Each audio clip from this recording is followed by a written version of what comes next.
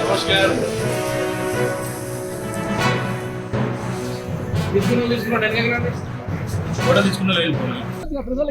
ప్రజలకు చెప్పండి ఎవరు ఎలక్షన్ వల్ల ఇదైంది మేడం ఒక బయట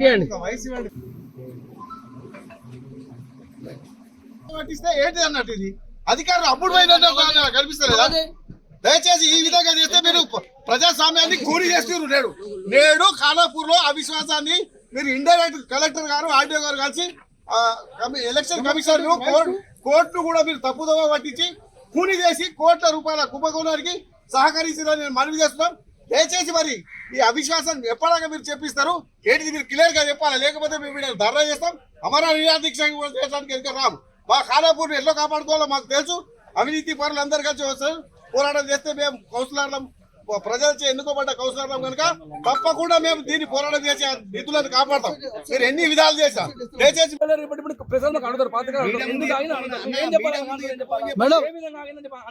ప్రిసైడింగ్ ఆఫీసర్ గా మీరు responsible person. As a presiding officer you are answerable for that. Just give us the answer and more. Just give us the answer. What is the obstruction overcame here? You are a presiding officer and you are answerable person. You have to give the explanation to the media and to the people who are in front of you, who are elected from the people. We are going to నేను conduct చేయాలండి. Conduct చేయడం court ఆపేసింది కాబట్టి దాన్ని గౌరవించి మేము ఆపేసినాం. Court ఎందుకు ఆపేసిందమ్మా? అది చెప్పాలి. ఖానాపూర్ మున్సిపాలిటీ నిర్మల్ జిల్లా ఖానాపూర్ మున్సిపాలిటీలో గత 4 సంవత్సరాల నుండి కుంభకోణానికి కేరఫ్ అయినటువంటి ఖానాపూర్ మున్సిపాలిటీని అస్తవ్యస్తం నడుస్తున్న సందర్భంలో Congress party, BJP, TRS, independent అందరం కలిసి ముక్కుముడిగా ఈ అవినీతిని అంతం చేయాలన్న కాన్సెప్ట్ తోని 9 మంది కౌన్సిలర్ల పార్టీల ఖచ్చితంగా ఏకదాటిపై వచ్చినాం. ఏకదాటిపై వచ్చి గత సంవత్సరం నుండి అవిశ్వాసానికి నోటీస్ ఇవ్వడం జరిగింది. కానీ వాళ్ళు అవినీతిమయం బయటపడుతున్న ఉద్దేశంతో కుయుక్తులు పన్నేసి గత సంవత్సరం నుండి స్టే తీసుకురావడం జరిగింది. అయినప్పటికీ కూడా వెనక్కి తగ్గకుండా అందరం కౌన్సిలర్లం ముక్కుమేడుగా పార్టీల ఖచ్చితంగా ఎలాంటి పార్టీ సంబంధం లేకుండా పార్టీల ఖచ్చితంగా అందరం కలిసి కోర్టుకు వెళ్ళడం జరిగింది.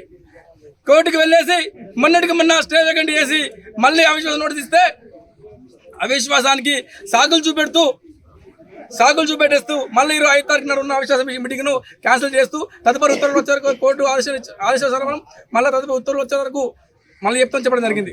ఓకే, మీది ఏమైనా కోర్టు తీర్పును గౌరవిస్తున్నాం. కోర్టు ఖచ్చితంగా కోర్టు తీర్పుకు అనుగుణంగా ఉంటాం. ఏదైనా కోర్టు కాబట్టి కోర్టుకు అనుగుణంగా ఉండవలసిందే. ఏది ఏమైనా ఎన్ని కుతంత్రాలు కుయుక్తులు పన్నగానే ఖానాపూర్లో అవిశ్వాసం పెట్టడమే. ఒక్క రోజైనా అవిశ్వాసానికి నెగ్గి ఖచ్చితంగా ప్రజల పక్షాన ఉండి ప్రజలకు ఏం జరిగిందో ఖచ్చితంగా డంపింగ్ యార్డ్ కానీ మార్కెట్ యార్డ్ కానీ మన శ్మశానానికి కానీ మన ఇంకా చాలా ఉన్నాయి. కొందరు 100% పబ్లిక్ ఖానాపూర్ ప్రజలందరూ అవినీతి జరుగుతుందని చెప్పని నిక్కచ్చిగా చెప్తుండ్రు. 100% ప్రజలందరూ ముక్కుమడిగా మా పక్షాన ఉన్నారు. కానీ కొందరు వ్యక్తులు అమ్ముడు పోయి వాళ్లకు టూతులుగా పనిచేస్తుండ్రు. వాళ్ళు 10 మంది అంటే కరెక్ట్ కాదు. 100 మంది అన్నప్పుడే కరెక్ట్. ఏదో డబ్బులకు అమ్ముడు పోయి కుతంత్రాలకు అమ్ముడు చేస్తామంటే ఊరుకునే లేదు. ఖచ్చితంగా కోర్టు గౌరవిస్తాం. రేపు ఖచ్చితంగా కేవిట్ చేస్తాం, రేపు వెగంటి చేస్తాం. ఖచ్చితంగా ఏది ఏమైనా ఎన్ని రోజులు ఏమైనా ఖచ్చితంగా ఫైట్ చేయడమే, అవిశ్వాసం పెట్టడమే, గద్దె దింపడమే, అవినీతిమయం చేయడమే. ఏది ఏమైనా విధానం చేపిస్తాం.